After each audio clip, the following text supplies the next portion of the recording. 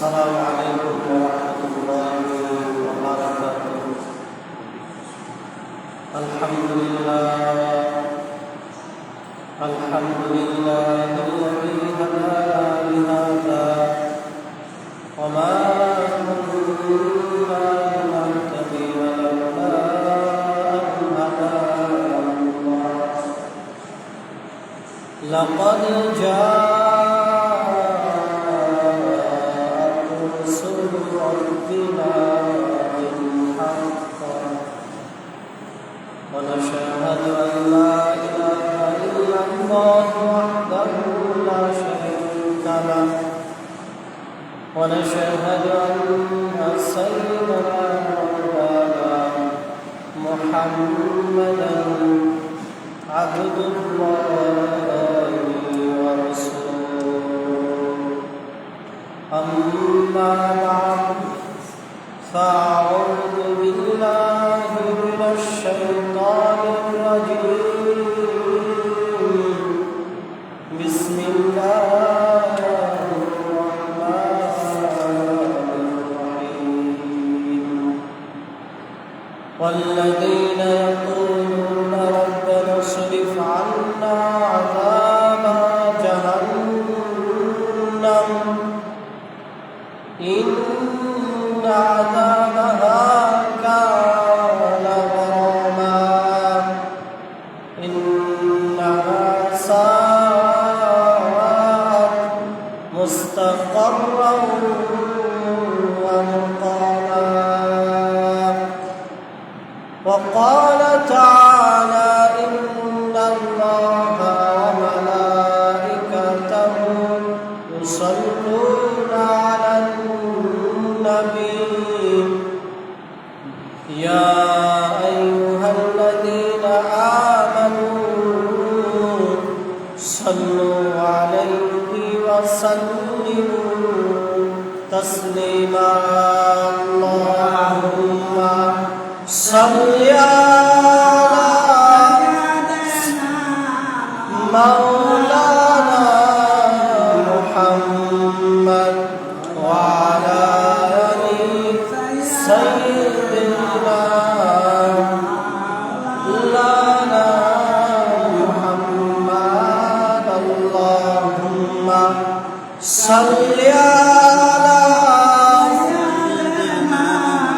مولانا محمد وعلى آل سيدنا محمد. بلغ العلا بكماله كشف الدجى بجماله حسنت جميع خصاله. صلوا عليه وآله. আলহামদুলিল্লাহ, শুরুতেই আল্লাহ পাক রব্বুল আলামিনের দরবারে শুকর আদায় করছি, যিনি আমাদেরকে সাইয়্যিদুল আইয়াম তথা সপ্তাহের সর্বশ্রেষ্ঠ দিন জুমাবারের দিনে দুনিয়ার সকল কর্মব্যস্ততা থেকে অবসর দিয়ে মহান আল্লাহ রাব্বুল আলামিনের মহান হুকুম সালাতুল জুমা আদায়ের লক্ষ্যে তার ঘরে নিয়ে এসেছেন। এজন্য কালিমাতুশ শুকর আমরা আদায় করছি আলহামদুলিল্লাহ। আবারও লাখ কোটি দুরূদ এবং সালাম বর্ষিত হোক দয়ার নবী মায়ার নবী বিশ্বনবী মুহাম্মদ রাসূলুল্লাহর উপর। আমরা বলছি সাল্লাল্লাহু আলাইহি ওয়াসাল্লাম। মুহতারাম হাজিরিন, আপনারা অবগত আছেন যে আমরা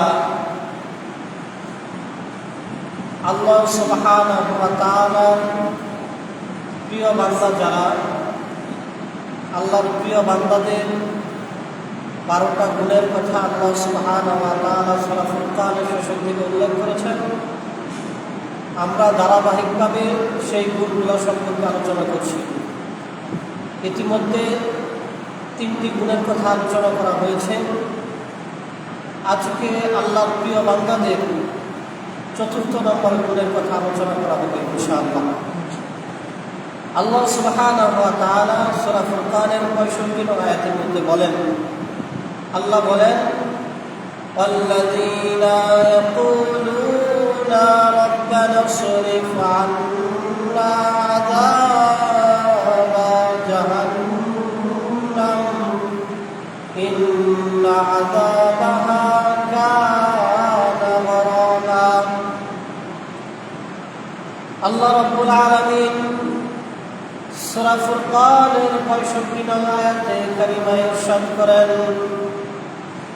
যে আল্লাহর প্রিয় বান্দা তারা যাদের বেশ কয়েকটি গুণ থাকবে, ওই গুণগুলোর মধ্যে অন্যতম একটি গুণ হলো যারা আল্লাহর প্রিয় বান্দা তারা আল্লাহর কাছে এইভাবে দোয়া করে, তারা আল্লাহর কাছে বলতে থাকে, ইয়াকুলুনা রাব্বানা, হে আমাদের রব, হে আমাদের আল্লাহ,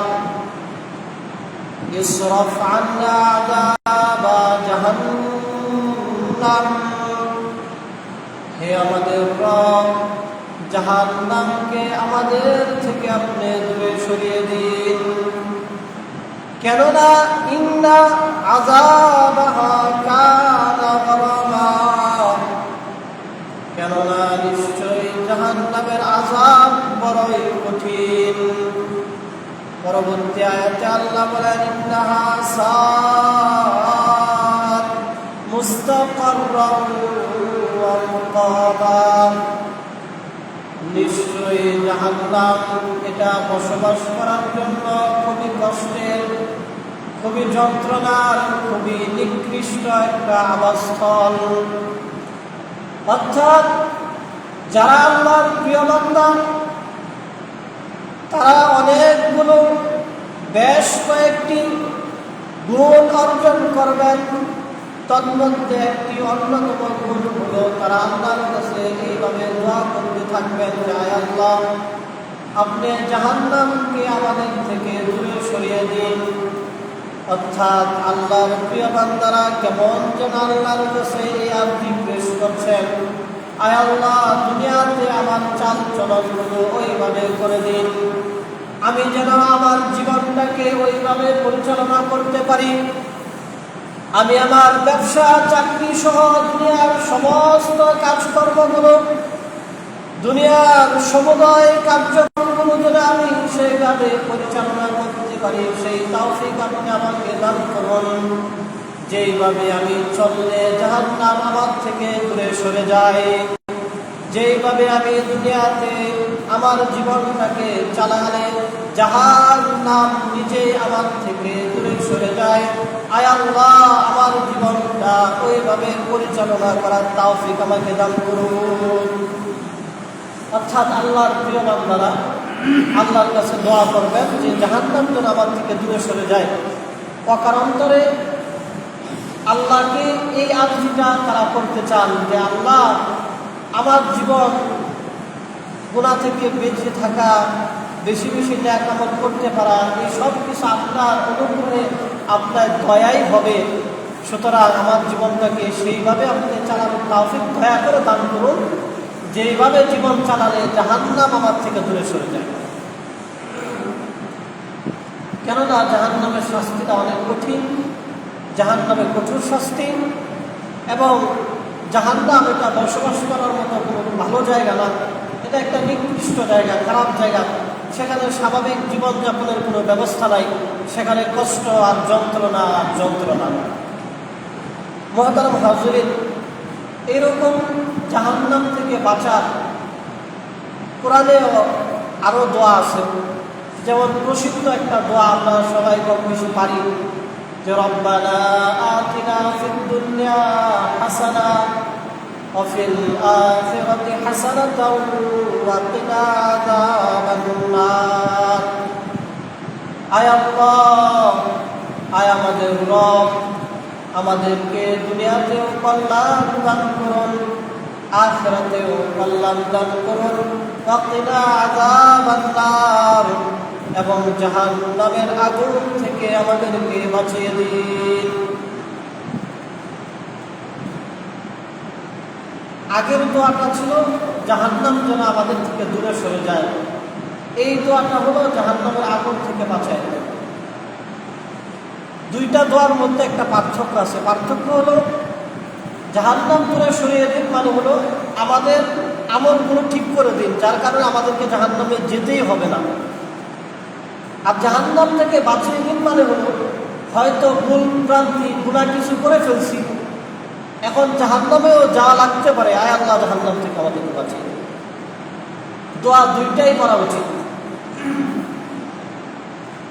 এজন্য রব্বানা আতিনা ফিদ দুনিয়া হাসানা ওয়া ফিল আখিরাতি হাসানাতাও ওয়া কিনা আযাবান নার, এই দোয়াকে সামনে রেখে অনেকে বলে না যে আল্লাহ বিপদ আপদ যাই যাও সহ্য করার, এইগুলা সহ্য করার তৌফিক দিও। আসলে এই কথাটা ভুল। আল্লাহ বিপদ দিব আর বান্দা সহ্য করবে এই ক্ষমতা বান্দার নাই। আল্লাহ দোয়াই শিখাইছেন দুনিয়াতেও কল্যাণ চাও, বিপদ আপদ চাওয়ার দরকার নাই, তুমি আমার কাছে কল্যাণটাই চাও, আখিরাতের জন্য কল্যাণ চাও এবং জাহান্নাম থেকে তুমি মুক্তি চাও। তাফসীরে ইবনে কাসির সহ বেশ কিছু তাফসীরের মধ্যে আসছে দুনিয়াতে কল্যাণ চাওয়ার অর্থ হলো যে যত ধরনের কল্যাণ হতে পারে, একজন নেক স্ত্রী, সুস্বাস্থ্য, দুনিয়াবি সচ্ছলতা, নেক সন্তান, ফিদ দুনিয়া হাসানা, সব কিছু এর অন্তর্ভুক্ত। ওয়া ফিল আখিরাতি হাসানা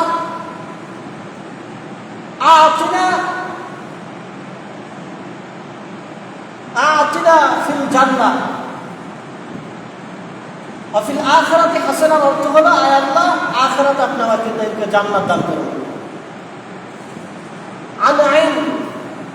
আনআইমিন নাঈমিল মুকিম, অর্থাৎ স্থায়ী নিয়ামত যেগুলো আছে সেগুলো আমাদেরকে দান করুন। কবরে রাজাদের ব্যবস্থা করে দিন। হাসরের ময়দানে আমাদেরকে আল্লাহ আরশের নিচে ছায়া দান করুন। পুলসিরাত দ্রুত বেগে আমাদেরকে পার হওয়ার তৌফিক দান করুন।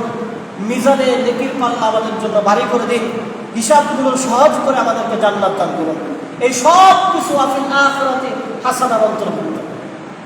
অর্থাৎ দোয়াটা ছোট, কিন্তু এর ভিতরে যত কল্যাণ দুনিয়া বা আখিরাতে বান্দার প্রয়োজন সব কিছু এর অন্তর্ভুক্ত। এবং নবীজি সাল্লাল্লাহু আলাইহি ওয়াসাল্লাম সব সময় বেশি বেশি এই দোয়া পাঠ করতেন। রব্বানা আতিনা ফিদ দুনিয়া হাসানা ওয়া ফিল আখিরাতি হাসানাতাও ওয়া কিনা আযাবান নার। এবং তাফসীরের কিতাবগুলোর মধ্যে আসছে মুমিন বান্দার অন্যতম সিফত হলো মুমিন এইভাবে দোয়া করবে, সে দুনিয়াতেও আল্লাহর কাছে কল্যাণ চাইবে, আখিরাতের জন্য কল্যাণ চাইবে, জাহান্নাম থেকে মুক্তি পাবে। আল্লাহ সুবহানাহু ওয়া তাআলা আমাদেরকে এই আমল করার তৌফিক দান করুন, আমিন। এছাড়া হাদিস শরীফেও জাহান্নাম থেকে নাজাত পাওয়ার, মুক্তি পাওয়ার দোয়ার কথা আসছে।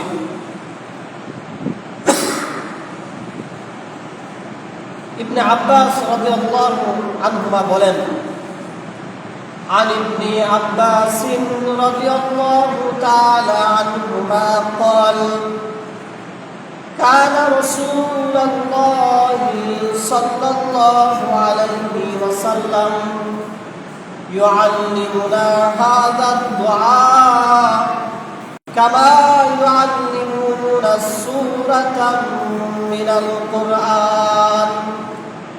হযরত ইবনে আব্বাস রাদিয়াল্লাহু তাআলা আনহুমা বলেন যে নবীজি সাল্লাল্লাহু আলাইহি ওয়াসাল্লামের অভ্যাস ছিল এমন যে নবীজি এই দোয়াটা আমাদেরকে তেমন ভাবে শিক্ষা দিতেন যেমন করে নবীজি কোরআনের সূরা আমাদেরকে শিক্ষা দিতেন।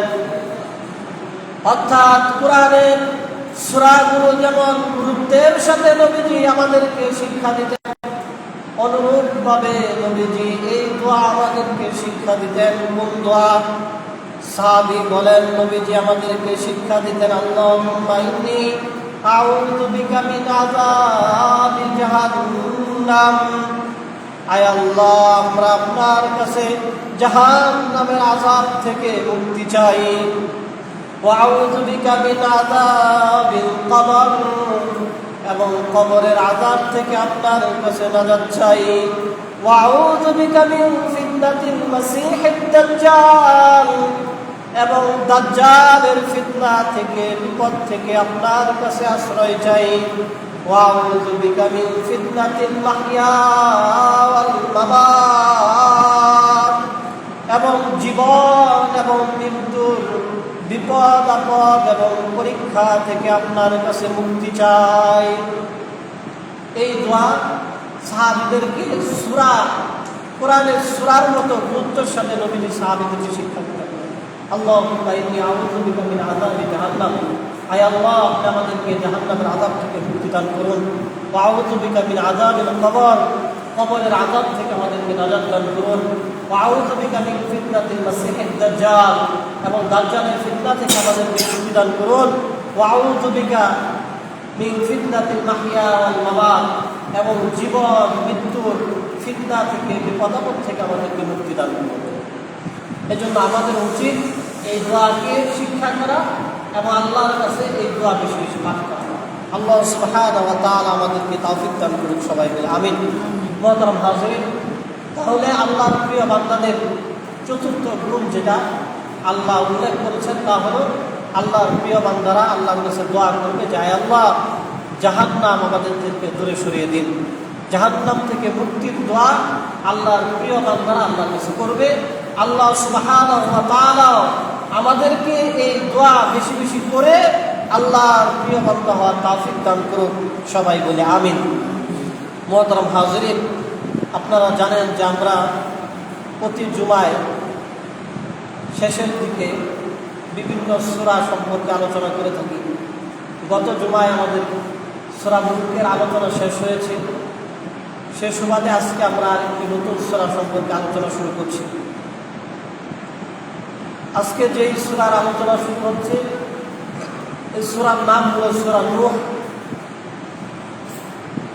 এই সূরাটি মক্কায় অবতীর্ণ হয়েছে। এই সূরার মধ্যে 28টি আয়াত আছে। আপনারা অনেকবার শুনেছেন মক্কায় অবতীর্ণ সূরাগুলোর বৈশিষ্ট্য হলো এই সূরাগুলোর মধ্যে 3 ধরনের কথা বেশি থাকে: তাওহীদ, আল্লাহর একত্ববাদ; রিসালাত, নবীদের কথা, রাসূলদের কথা; এবং আখিরাতের শাস্তি এবং আযাবের এই ধরনের কথা বলতে থাকে। এই সূরার মধ্যে এই বিষয়গুলোই বর্ণিত হয়েছে। এই সূরার নামকরণ, যেহেতু এই সূরার নাম সূরা নূহ এবং আমরা জানি নূহ একজন নবীর নাম, অর্থাৎ এই সূরার মধ্যে একজন নবীর, বিশেষ করে নূহ আলাইহিস সালামের কথা বলা হয়েছে, সেই সুবাদে এই সূরার নাম সূরা নূহ করে নামকরণ করা হয়েছে। আল্লাহ সুবহানাহু ওয়া তাআলা বলেন, বিসমিল্লাহির রহমানির রহিম, ইন্না আরসালনা নূহান ইলা কওমিহি আন আনযির কওমাকা মিন ক্বাবলি আন ইয়াতিয়াহুম আযাবুন আলীম। আল্লাহ নিশ্চয় আমি নূহকে তার কওমের কাছে প্রেরণ করেছি। আন আনযির কওমাকা, সে যেন তার কওমকে, তার জাতিকে সতর্ক করে, মিন ক্বাবলি আন ইয়াতিয়াহুম আযাবুন আলীম, তাদের কাছে কঠিন যন্ত্রণাদায়ক শাস্তি চলে আসার আগে। আল্লাহ বলতেছেন যে নিশ্চয় আমি নূহকে তার জাতির কাছে প্রেরণ করেছি এই মেসেজ দিয়ে, এই বার্তা দিয়ে, যে সে যেন তার জাতিকে সতর্ক করে, অ্যালার্ট করে দেয় যে তোমরা সচেতন হয়ে যাও, ভালো মানুষ হয়ে যাও, আল্লাহর শাস্তি, কঠিন শাস্তি আসার আগে ভালো মানুষ হয়ে যাও। এখানে আল্লাহ সুবহানাহু ওয়া তাআলা একটা ব্যতিক্রম প্রসঙ্গ দিলেন। সাধারণত নবীদেরকে এই ধরনের মেসেজ প্রথমে দিয়ে আল্লাহ পাঠান না, এটা কোরআনে আল্লাহ বলেছেন। যেমন সূরা নাহালের 36 নং আয়াতে আল্লাহ বলেছেন, ওয়ালাকাদ বা'আসনা ফী কুল্লি উম্মাতির রাসূলান আন ইয়া'বুদুল্লাহা ওয়াজতানিবুত তাগুত। আল্লাহ বলেন, আমি প্রত্যেক রাসূলকে এজন্যই প্রেরণ করেছি, প্রত্যেকটা রাসূল তাদের জাতির কাছে এজন্যই প্রেরিত হয়েছেন যে তারা তার জাতিদেরকে আল্লাহর ইবাদত করবেন এবং তাগুতের সাথে সম্পর্ক ছিন্ন করবেন। অর্থাৎ নবীদের পাঠানোর, রাসূলদের পাঠানোর মাকসাদ ছিল সমসাময়িক মানুষগুলো যেন আল্লাহর আবাদতকারী হয়ে যায় এবং অন্যান্য বস্তুর আবাদত যেন তারা ছেড়ে দেয়। এছাড়া সূরা বাকারার 129 নং আয়াতের মধ্যে আল্লাহ বলেছেন, রব্বানা ওয়াবআথ ফীহিম রাসূলাম মিনহুম ইয়াতলু আলাইহিম আয়াতিকা ওয়া ইউআল্লিমুহুমুল কিতাবা ওয়াল হিকমাতা ওয়া ইউযাক্কিহিম। যে আল্লাহ সুবহানাহু ওয়া তাআলা তার রাসূলদেরকে প্রেরণ করেছেন এজন্যই যে রাসূলরা তার জাতিদেরকে আল্লাহর আয়াত তথা কিতাব পড়ে পড়ে শোনাবেন, ওয়া ইউআল্লিমুহুমুল কিতাব কিতাব শেখাবেন, ওয়াল হিকমা তাদেরকে জ্ঞান শেখাবেন, ওয়া ইউযাক্কিহিম এবং তাদেরকে পরিশুদ্ধ করবেন। এগুলো ছিল নবীদের কাজ। নবীরা তাদের উম্মতদেরকে আল্লাহর ইবাদতমুখী করবেন। অন্যান্য নূহ আলাইহিস সালামের জাতি বদভ্যাসের কারণে সমস্ত জাতিদেরকে আল্লাহ তাআলা ধ্বংস করে দিয়েছিলেন। মুসলিমেও কিছু ঈমানদার উম্মত শুধু অবশিষ্ট ছিলেন এবং তাদের মাধ্যমে পরবর্তী সময় মানুষের সিলসিলা ধারাবাহিকতা শুরু হয়েছে। তার মানে বোঝা যায় নূহ আলাইহিস সালামের এই সংখ্যক ঈমানদার বান্দার মাধ্যমে পরবর্তী যত মানুষ দুনিয়াতে আসছে, এই হিসাবে নূহ আলাইহিস সালামকে দ্বিতীয় আদম বলা হয়। এছাড়া নূহ আলাইহিস সালাম হলেন এমন নবী রাসূল, অনেক নবীর অনেক রাসূলের উম্মতদেরকে গুনাহের কারণে আল্লাহ তাআলা ধ্বংস করে দিয়েছেন। এর শুরু হয়েছিল নূহ আলাইহিস সালামের সময়। নূহ আলাইহিস সালামের আগে আল্লাহ কোন নবীর উম্মতদেরকে ধ্বংস করেন নাই। যেহেতু নতুন একটা সিস্টেম আল্লাহ তাআলা নূহ আলাইহিস সালামের যুগ থেকে চালু করছেন, যে এখন থেকে যারা নবী রাসূলদের কথার বিরোধিতা করবে, তাদের সাথে শত্রুতা করবে, আল্লাহর বিধানের বিরুদ্ধাচরণ করবে, এটা যখন একটা চূড়ান্ত পর্যায়ে চলে যাবে, আল্লাহ চাইলে ওই জাতিকে ধ্বংস করে দিবেন। এর ধারাবাহিকতা নূহ আলাইহিস সালাম থেকে শুরু হয়েছে। সেজন্য আল্লাহ বললেন যে আমি যদিও নবী এবং রাসূলদেরকে পাঠাই তাদের জাতিদেরকে আল্লাহর ইবাদতমুখী করার জন্য, অন্যান্য বস্তুর ইবাদত থেকে সরানোর জন্য, কিন্তু নূহ আলাইহিস সালামকে আলাদা একটা মেসেজ আমি দিয়ে দিলাম যে আপনি আপনার জাতিদেরকে সতর্ক করে দিবেন যে তারা যেন ফিরে আসে, সতর্ক হয় কঠিন শাস্তি আসার আগে। আল্লাহর এই মেসেজ পাওয়ার পরে নূহ আলাইহিস সালাম তার জাতিদেরকে বলতেছেন পরবর্তী আয়াতে, قال يا قوم إني لكم نذير مبين।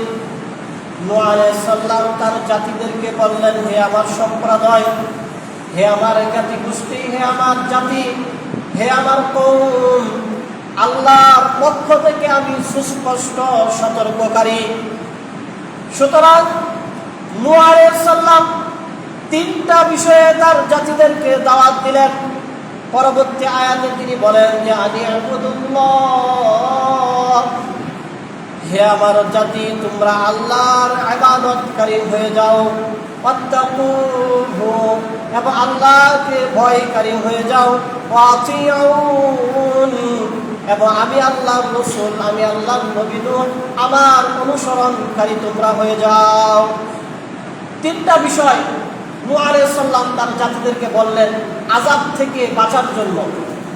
আল্লাহ প্রথম আয়াতে বললেন না যে আপনার জাতিদেরকে আপনি আমার শাস্তি আসার আগে সতর্ক করেন, আর নূহ আলাইহিস সালাম বললেন যে তোমরা আল্লাহর শাস্তি থেকে বাঁচতে পারবে তিনটা কাজ করো। প্রথম কাজ হলো আল্লাহর ইবাদতকারী হও, দ্বিতীয় কাজ হলো আল্লাহকে ভয়কারী হও, তৃতীয় কাজ হলো আমি আল্লাহ রাসূল নবী আমার অনুসরণকারী হও। এই আয়াতের ব্যাখ্যা হলো আল্লাহর ইবাদতকারী হওয়া মানে আল্লাহ যেগুলো বিধান হালাল করেছেন, ফরজ করেছেন সেগুলো মানো। আল্লাহকে ভয়কারী হও মানে আল্লাহ যেগুলো হারাম করেছেন, নিষিদ্ধ করেছেন সেগুলো ছেড়ে দাও। ওয়াতিউন, এই দুইটা কাজ, আল্লাহর ফরজগুলো মানা, আল্লাহর হারামগুলো ছাড়া, এই দুইটাই করবে নবীর তরিকা অনুযায়ী। এটা নূহ আলাইহিস সালামের জাতির জন্য ছিল, আমাদের জন্য। আমরা আল্লাহর যত বিধান পালন করি এবং যেই হালালগুলো পালন করি এবং যে হারামগুলো আমরা অমান্য করি, এই সবগুলো করার মাকসাদ এবং সবগুলো করার পদ্ধতি নবী এবং রসুল, বিশেষ করে আমাদের নবী মুহাম্মদ রাসূলুল্লাহ যেইভাবে বলে দিয়েছেন সেইভাবেই আমরা কিন্তু করি। নামাজ কিভাবে পড়ি? যেভাবে রসুল আমাদেরকে পড়তে বলেছেন, শিখিয়েছেন। রোজা কিভাবে রাখি? যেভাবে নবীজি রেখেছেন, আমাদেরকে রাখতে শিখিয়েছেন। ইসলামের অন্য যত বিধিবিধান আছে সবগুলোই রসুল যেভাবে করেছেন, যেভাবে করতে বলেছেন, আমরা সেভাবেই করি। নূহ আলাইহিস সালাম তার জাতিকে বললেন যে এই 3টা কাজ তোমরা করবে। এরপরে নূহ আলাইহিস সালাম তার জাতিদেরকে বলতেছেন যে আল্লাহ আমাদেরকে জানিয়েছেন ইয়াগফিরু লাকুম মিন যুনুবিকুম ওয়া ইউআখিরুকুম ইলা আজালিন মুসাম্মা।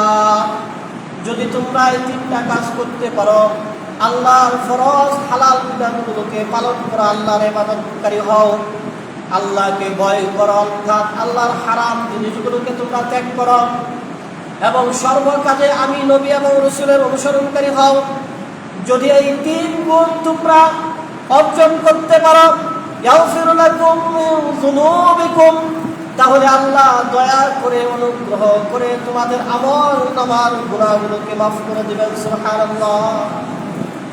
অর্থাৎ আমরাও যদি আমাদের শক্তি সামর্থ্যের জায়গা থেকে আল্লাহর ইবাদতগুলো করি, আল্লাহর হারাম কাজগুলো থেকে বেঁচে থাকি, যথাসম্ভব নবীর সুন্নতের অনুসরণ করতে থাকি, এরপরেও তো অনিচ্ছা সত্ত্বে কিছু গুনাহ হবে। আল্লাহ তাআলা মেসেজ দিলেন যে ওই গুনাহগুলো আল্লাহ তাআলা মাফ করে দিবেন। এইখানে আল্লাহ অনেক চতুরতার সাথে, বিচক্ষণতার সাথে একটা শব্দ ব্যবহার করেছেন, ইয়াগফিরু লাকুম মিন যুনুবিকুম। মিন শব্দের 2টা অর্থ। একটা অর্থ হলো যে আল্লাহ তাআলা তোমাদের শুধুমাত্র ওই গুনাহগুলোকে মাফ করবেন যেগুলো আল্লাহর হকের সাথে সম্পৃক্ত, অর্থাৎ আল্লাহর যে হকগুলো তোমরা নষ্ট করবে সেগুলো আল্লাহ মাফ করে দেবেন। কিন্তু বান্দার যে হক, মানুষকে ঠকানো, সম্পদ হোক, টাকা হোক, জায়গা জমি হোক বা অন্য যা কিছু হোক, মানুষকে ঠকানোর যে বিষয়গুলো সেগুলো আল্লাহ তাআলা মাফ করবেন না।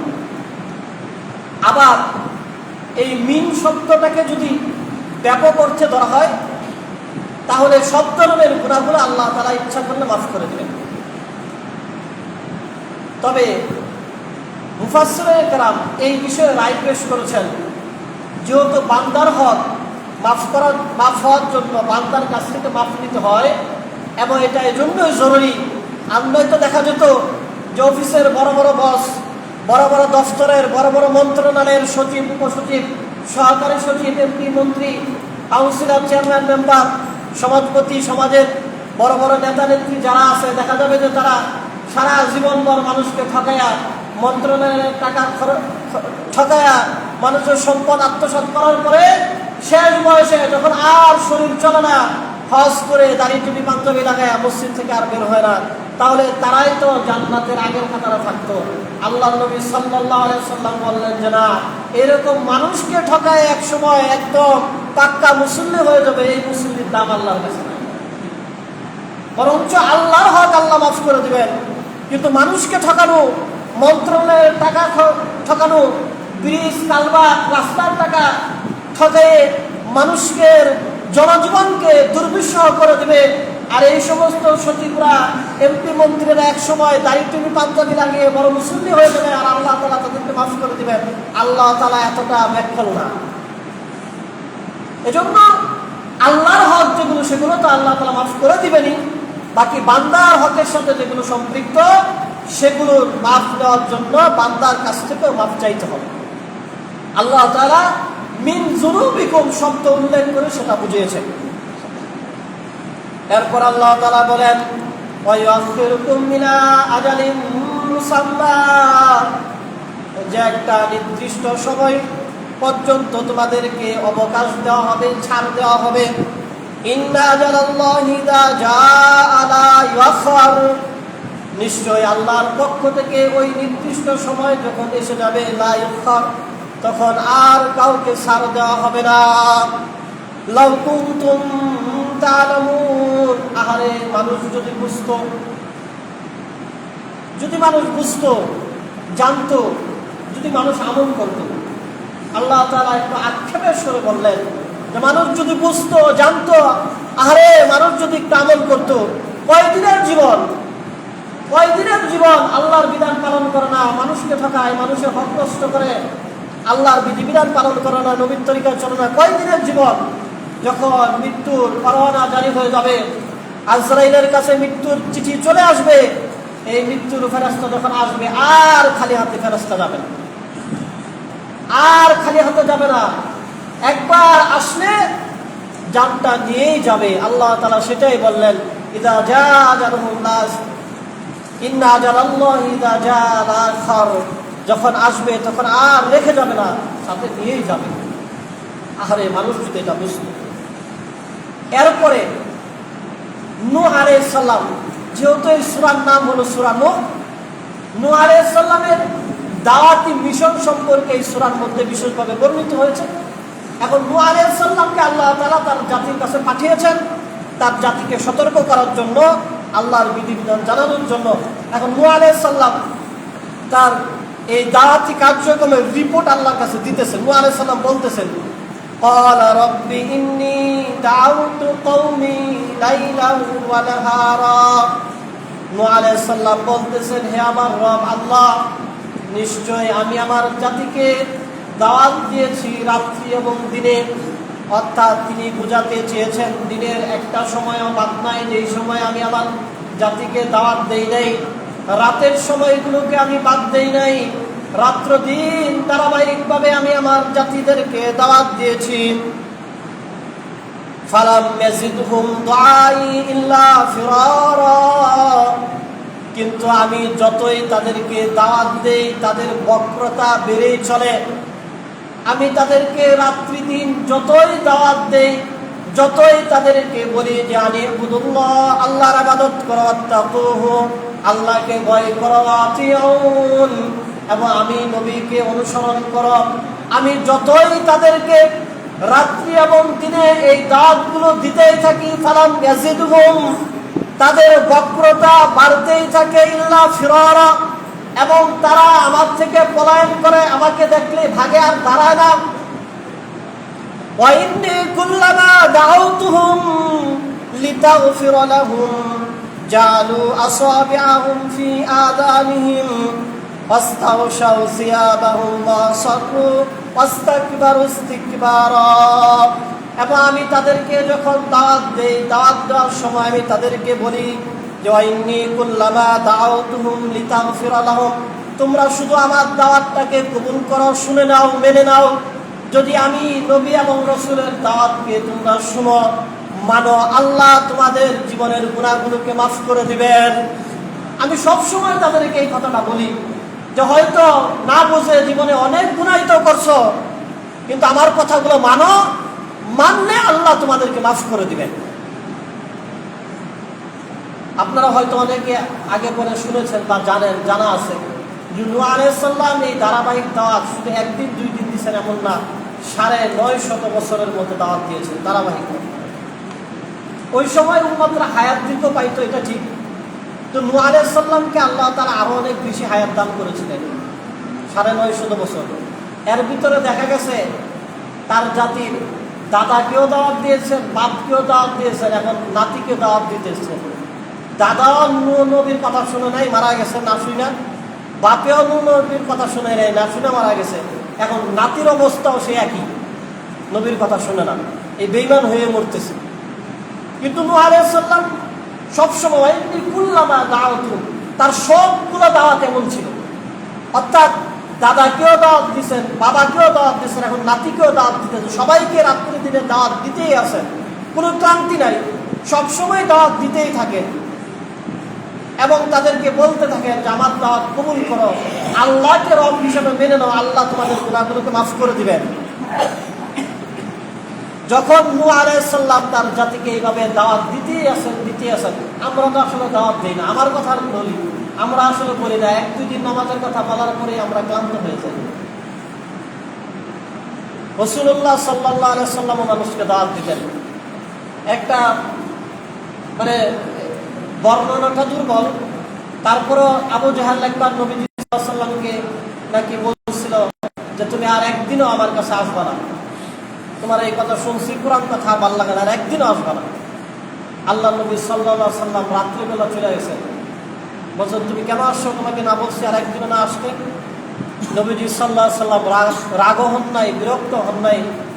নবীজি সাল্লাল্লাহু আলাইহি সাল্লাম বলছেন যে আপনি তো আমাকে দিনে আসতে নিষেধ করেছেন, রাত্রে আসতে তো নিষেধ করেছেন। এইভাবে নবী এবং রাসূলুল্লাহ মানুষদেরকে দাওয়াত দিয়েছেন। তা আমরা আসলে 1-2 দিন যাওয়ার পরে ক্লান্ত হয়ে যাই, মানুষের বদনাম বলা শুরু করে দিই যে এই যে বলতেছে নামাজ পড়তে হয় না, এগুলো কি কাফের হয়ে যেতেছে, এরকম বলতে থাকি। কিন্তু নবীরা এটা দেখেন, নূহ আলাইহিস সালাম কিন্তু আল্লাহর কাছে এই ধরনের শিকায়াত করেনি, বলে নাই যে এইগুলা খারাপ কর্ম, হয়তো বলবেন কিন্তু দাওয়াত দেওয়ার ক্ষেত্রে কিন্তু তিনি কোনো কার্পণ্য করেন নাই। 950 বছর ধারাবাহিকভাবে দাওয়াত দিচ্ছেন। আমরা তো 9.5 বার দাওয়াতও দিই না, দিন তো পরের কথা, 9.5 বারও দাওয়াত দিই না, নিজেরাও দিই না এবং মনে করি যে দাওয়াত দরকারও নাই। এবং দাওয়াতের প্রসঙ্গ আসলেই তো বলি যে তারা দাওয়াত দিতেন কাফের মুশরিকদেরকে, আর আপনারা দাওয়াত দেন মুসলমানদেরকে। এটা আমাদের একটা বড় ধরনের প্রশ্ন। আপনি একবার চিন্তা করেন, আমরা যে মুসলমান, মোটামুটি কাফেরের কোনো অংশে আমরা কিন্তু কম না। তাহলে আদমশুমারির মধ্যে মুসলমান, বাপে মুসলমান, আমরা মুসলমান, আর জাতীয় পরিচয় পত্রের মধ্যে মুসলমান। নামাজ নাই, রোজা নাই, আল্লাহর বিধায় নাই, নবীর সুন্নাত নাই, তাহলে মুসলমান হইল কিভাবে? নবীজি তো এক হাদিসের মধ্যে বলছেন যে যে ব্যক্তি নামাজ ইচ্ছা করে ছাইরা দেয় ফাকাদ কাফার, সে যত কাফের হয়ে গেল। তাহলে দিনের পর দিন, অক্তের পর অক্ত যে নামাজ পড়তেছে না, সে মুসলমান নিজেকে দাবি করবে কিভাবে? এটা তো এক নামাজের বিধানের কথা বললাম, আরো তো অন্যান্য ইবাদতবন্দি রয়েই গেছে। তার মানে বর্তমান সময়ে হয় না, আগে যে নিজের ঘর বাঁচাও, আগে আলু পূর্বে পরে আগে নিজের ঘর বাঁচাও। বিধর্মীদেরকে দাওয়াত তো পরের কথা, আগে তো আপনাদের মুসলমানদের ইমান আমলের অবস্থাই খারাপ। আমল না করতে করতে তো মুসলমানরাই কাফের হওয়ার অবস্থা হয়ে গেছে। মুসলমানদের ইমানে তো চলে যাওয়ার অবস্থা, উপক্রম একবার আইসিইউর মধ্যে ইমান শেষ পর্যায়ে চলতেছে আমল না করতে করতে। সুতরাং এখন তো মুসলমানদেরকে বারবার দাওয়াত দিতে হবে, বারবার দাওয়াত দিতে হবে। এজন্যই যে মুসলমান যেন ইমানের আমলের উপর উঠে যায়, মুসলমান যেন পাক্কা আমলদার হয়ে যায়। নূহ আলাইহিস সালাম এটাই বলতেছেন যে আমার জাতিকে আমি বারবার দাওয়াত দিতেছি এবং বলতেছি যে তোমরা আমার দাওয়াতকে কবুল করো, আল্লাহ তাআলা তোমাদেরকে মাফ করে দিবেন। এরপরে নূহ আলাইহিস সালাম বলতেছেন আমি যখন তাদেরকে এইভাবে দাওয়াত দিই, তারা 4টা খারাপ কাজ আমার সাথে করে, 4 ধরনের খারাপ ব্যবহার তারা আমার সাথে করে। 1 নম্বর হলো জাআলু আসাবিআহুম ফি আযানিহিম। নূহ আলাইহিস সালাম বলতেছেন আল্লাহ আমি যখন তাদেরকে বারবার দাওয়াত দেই, 950 বছর হয়ে যাইতেছে দাওয়াত দিতেই আছি, আমি তাদেরকে যখন দাওয়াত দেই তারা তাদের আঙুলকে কানের ভিতরে দিয়ে দেয়, অর্থাৎ তারা আমার দাওয়াতের কথাগুলো শুনতে চায় না। এবং তারা তাদের চেহারার মধ্যে কাপড় ঢেকে দেয়, অর্থাৎ তারা তাদের চেহারাকে ঢেকে দেয় যেন আমি তাদেরকে চিনতে না পারি। আমি তাদেরকে দাওয়াত দিব, তারা তাদের মুখকে ঢেকে রাখে কাপড়ের মাধ্যমে। এবং যতই সময় যায় তাদের মেজাজ শুধু গরমই হতে থাকে, তারা নরম হয় না, তারা আরো কঠোর হয় আমার প্রতি। অর্থাৎ মানুষকে একটা কথা বারবার বললে মানুষ কিন্তু বলে যে ধরতে না, প্রত্যেক দিন নামাজের সময় ফোন দেয়, আচ্ছা ঠিক আছে যাই আজকে নামাজে। নূহ আলাইহিস সালাম বলেন আমার জাতি এমন না, আমি এই যে 950 বছর হয়ে যাইতেছে তাদেরকে দাওয়াত দেই, তারা কোনো নরম হয় না, তাদের মেজাজটা একটু ঠান্ডা হয় না, তারা গরমই হয়, তারা রাগই করে, শুধু রাগ করতেই থাকে। সাধারণত মানুষের স্বভাব হলো যে একটা মানুষকে একটা কথা 2-4-5 বার বললে একটু নমনীয় হয়, চিন্তা করে যে বারবার বলতেছে একটু যাই, দুষ্ট যখন বারবার নামাজের কথা বলে যা ঠিক আছে 10 নামাজের মধ্যে নামাজে যাই। নূহ আলাইহিস সালাম বলে আমার জাতি এমন অসরল, আমি যতই বলি তারা তত বেশি আমার প্রতি গরম হয়, নমনীয়তা তাদের ভিতরে নাই। এবং তারা অহংকারী, তারা দম্ভ করে।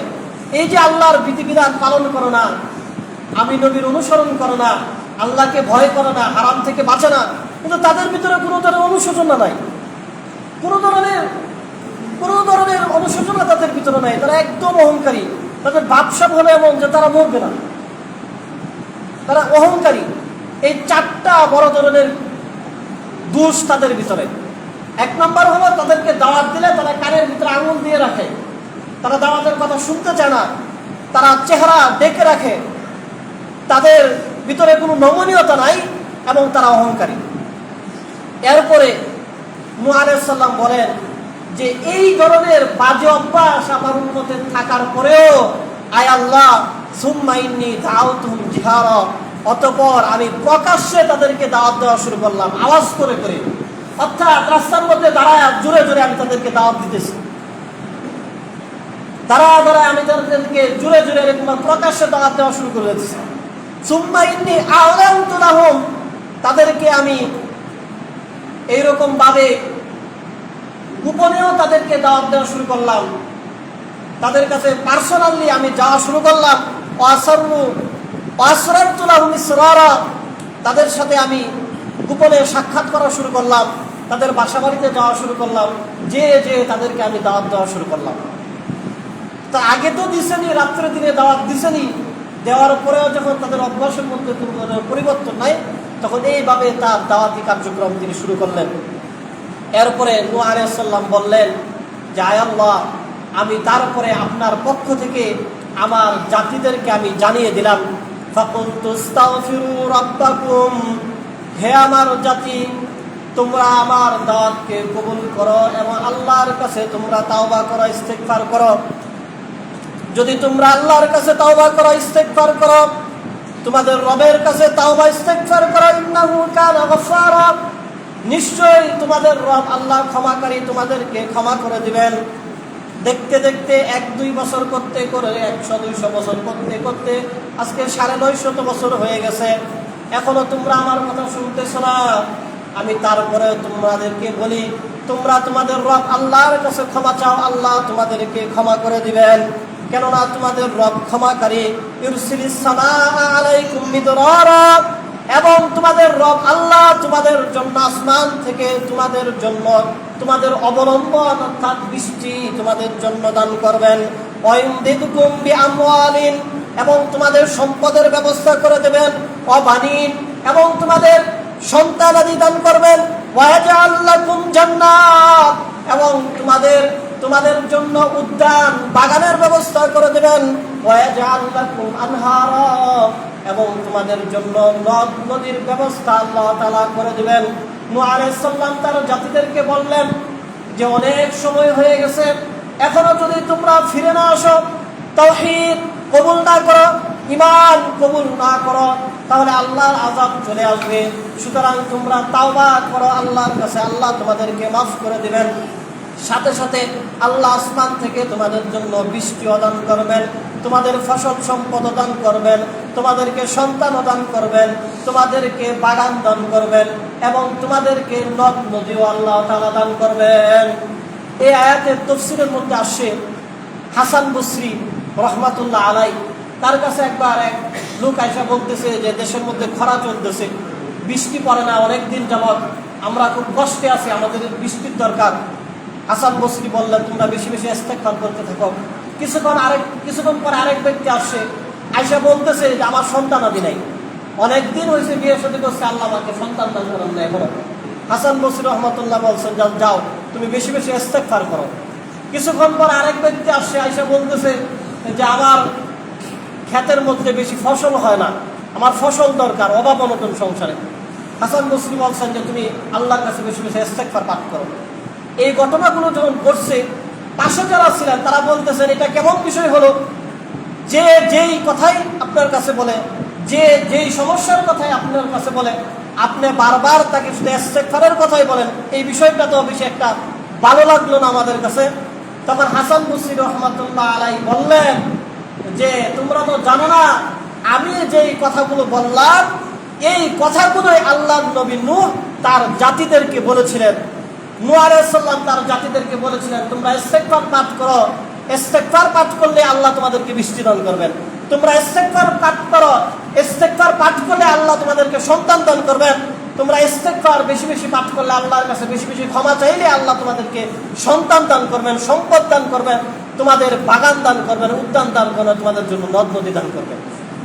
এজন্যই যখন বৃষ্টির জন্য নামাজ পড়া হয়, মুস্তাহাব হলো ইস্তিসকার নামাজ, যেটা বৃষ্টির নামাজের মধ্যে সূরা নূহ তেলাওয়াত করা, এটা মুস্তাহাব।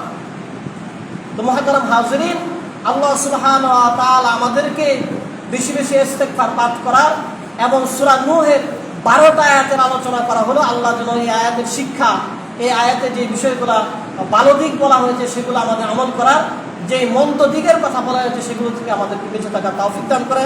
যারা পরে আসি ইনশাআল্লাহ তারা তওবা করবে।